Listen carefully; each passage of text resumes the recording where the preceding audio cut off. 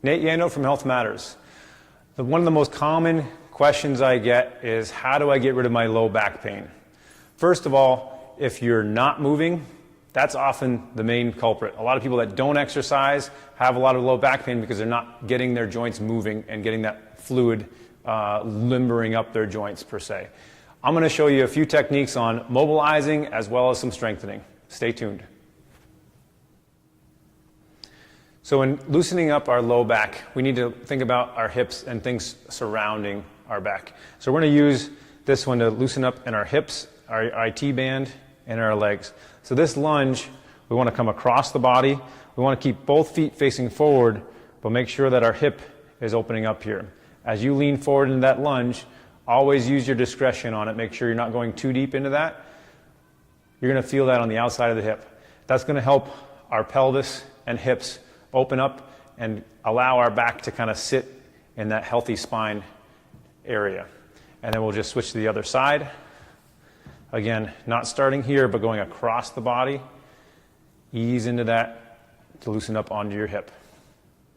So that's our first stretch. Always breathe deep with that and making sure that you're listening to your range of motion.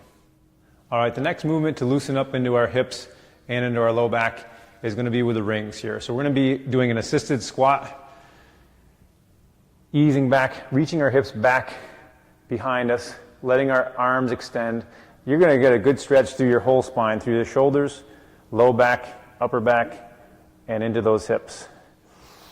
Again, breathing nice and deep through the reps. If you don't have rings, chances are you don't have rings. If you have something that you can go with a bar, or obviously doing them at the gym, if you have a gym that you can get these available to you, a bar across like a Smith machine that's secured, you can do that same type of thing. The rings give you a little more play and a little more freedom. Then we're going to go with our wide lunge. So we're going to come back, bending the knee that we're leaning toward, and we're keeping the leg straight on the side that we're moving away from. Also making note, this is going to help with your ankle as well, keeping your foot planted. We don't want to turn the foot up. We want to keep that foot down. Coming up, letting the hips come forward, let your hip flexor extend, and then stretch back.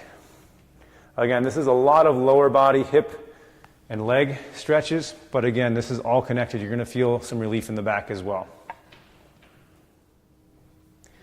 Here's an exercise to help you strengthen your spine. Getting that low back nice and strong. So we're going to be on all fours, hands right underneath your shoulders, knees right underneath your hips. This is the bird dog. We're going to extend, arm out in front, abs are tight, and leg is kicked back. When we kick back our leg, we want to make sure we're focusing on engaging our glute muscle as well as engaging into the abs.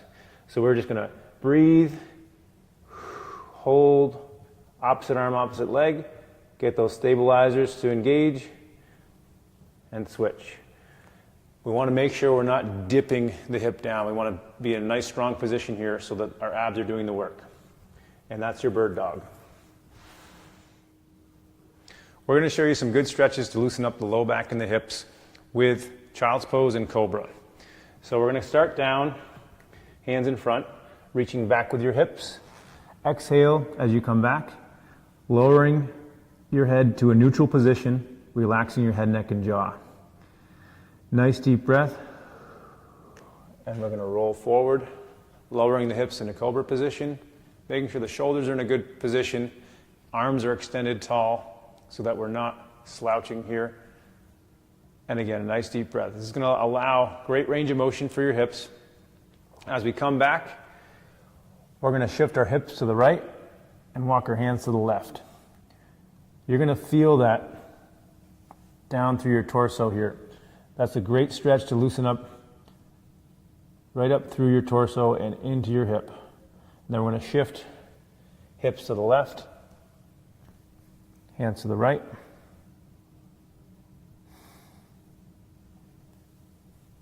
Back to center and finish. A great way to strengthen our back is with the plank. Now this is an isometric exercise, meaning that we're not moving per se, but we want to make sure that we are engaging the proper muscles and we're in the right form and position. So we're going to start out with a high plank from the hands. So this is just like a push-up. We want to have our hands directly underneath the shoulders, and we want to make sure that our glutes are engaged, our abs are engaged, and that we're in a nice straight line. Oftentimes we have folks that are sagging in the hip. That's going to actually cause a lot more pressure in your low back and work against you. We want to make sure that the hips not up, but just in a nice neutral position. So keeping that position, use a mirror to check yourself if you need to, or ask a person in the gym or someone else to give you some feedback on it, and that's going to help you strengthen your core. Now, if your low back is bothering you, this may be an exercise that is really tight, and you can go back to your cobra and child's pose position to really help you loosen those things up. If you need to, you can go into